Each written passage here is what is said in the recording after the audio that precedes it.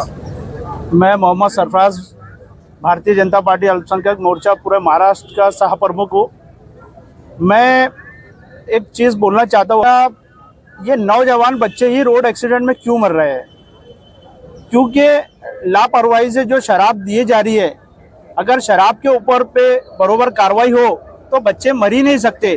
क्योंकि ये विपरीत दिशा में खड़ा हुआ है, ये एक साइड में खड़ा हुआ है और शराब के नशे के अंदर में कहीं और आके गाड़ी चला रहा है और सीधा रोड के बाहर आके एक्सीडेंट कर रहा है। तो इस तरीके से घटनाएं बंद हो सकती है अगर हम शराब पे पाबंदी लगाए तो। शराब, पहली बात तो शराब चलाते हुए अगर गाड़ी पे पकड़े गए तो कम से कम 5 साल से 3 साल तक के नॉन बेलेबल इसके ऊपर सजा होना चाहिए।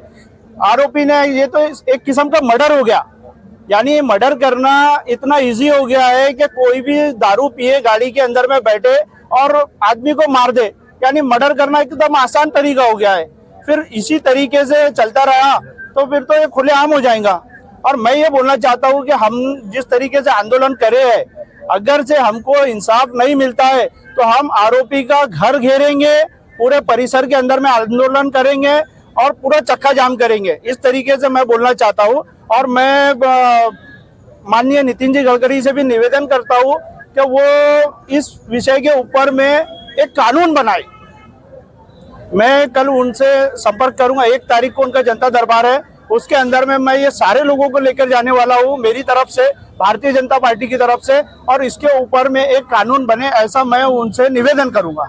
मेरा तो एक मानना यह है कि अगर से कानून व्यवस्था को हम अगर सुधारना चाहे तो बहुत इजी तरीके से सुधार सकते हैं। अगर हम टोल टैक्स के ऊपर में ही एक पुलिस अधिकारी को बिठा दिया जाए जो दारू की चेकिंग करे, तो मैं नहीं समझता कि रोड के ऊपर एक्सीडेंट होंगे।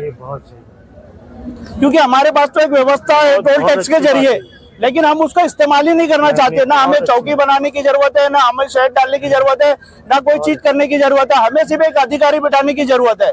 रोड पे एक्सीडेंट ही नहीं होंगे, क्योंकि आप अगर से पहले ही दारू को चेक कर लेंगे और आरोपी को पकड़ लेंगे तो इस तरीके की घटना हो ही नहीं सकती। आप उस व्यक्ति से पूछो जिसके घर की जान गई, इनसे पूछो जिनके घर की जान गई। छोटे से बड़ा इंसान बच्चे को करता है और अचानक कोई आता है और गाड़ी मार देता है, यानी मर्डर कर देता है।